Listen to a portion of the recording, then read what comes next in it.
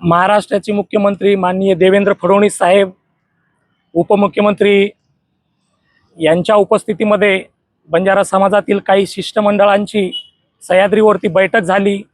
त्या बैठकीमध्ये नेमका काय विषय झाला हे अजूनपर्यंत आम्हाला निश्चित समजलेला नाही आणि त्यामुळेच खरं तर बंजारा समाज आज दुविधा मनस्थितीमध्ये आहे।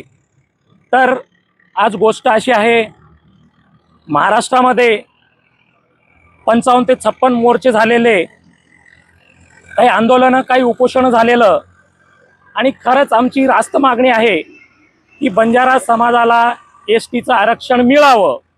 कारण बंजारा समाज हा पूर्णतः एसटीचं आरक्षणासाठी काही अटी आहे त्या फॉलो करत आहे आणि त्या अनुषंगाने बंजारा समाजाला आज एसटीचं आरक्षण देण्यात यावं। परंतु त्या बैठकीमध्ये तसं काहीच क्लिअरन्स अजून मिळालेलं नाहीये।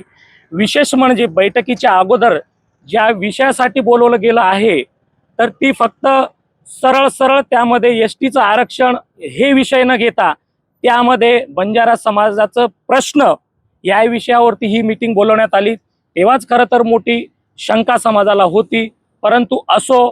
पण जेव्हा ही बैठक झाली त्यानंतरून तात्काळ मुख्यमंत्री साहेबांनी पत्रकार परिषद घेऊन ज्या पण मीटिंगमध्ये, ज्या पण बैठकामध्ये विषय झालेलं ते विषय पूर्णतः पत्रकार परिषदच्या द्वारे त्यांना सांगायला पाहिजे होतं आणि म्हणूनच खरं तर न सांगितल्यामुळे आज बंजारा समाजामध्ये दुय्यम मनस्थिती आहे आणि आज समाजामध्ये निश्चित कोणालाच काही समजत नाही की काय करावं।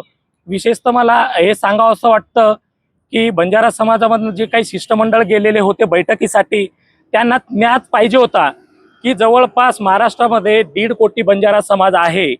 कोणीतरी उपोषणासाठी बसलेलं असेल, कोणी काहीतरी एक कोणी चक्काजाम करत असेल किंवा काही करत असेल, तर जे पण समजा आता मला वाटतं 40 मध्ये उपोषणासाठी सतीश भाऊ राठोड म्हणून बसलेले आहे।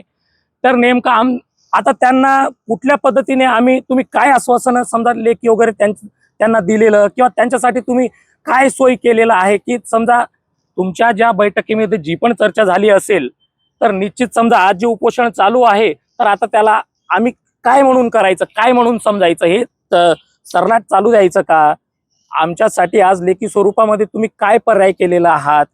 किंवा समजा त्या अजून एक विषय त्याच्यामध्ये पाहिजे होता की जोपर्यंत एसटी आरक्षण बंजारा समाजाला मिळत नाही तोपर्यंत जे बोगस घुसखोरी आहे ती देखील थांबवायला पाहिजे होती। अशा बऱ्याचशा विषय आहे ते मुख्यमंत्री साहेबांकडून आम्हाला स्पष्टपणे आज सांगितलं गेलं पाहिजे होतं, परंतु या गोष्टी झालेली नाही।